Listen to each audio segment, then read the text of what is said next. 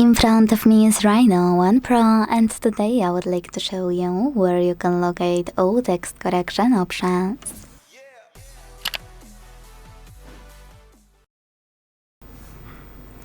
You need to start by going into Settings and scrolling all the way down to hit System section available here. Then click on Keyboard, on-screen keyboard, and the Gboard on the left. Now select this section called Corrections and Suggestions and manage all of those however you want to, thanks to all of those switches.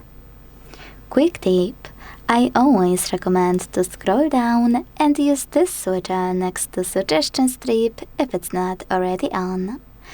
After enabling this option, you can launch your keyboard and click on gear icon at the top of it to access the same section of your settings in a few seconds.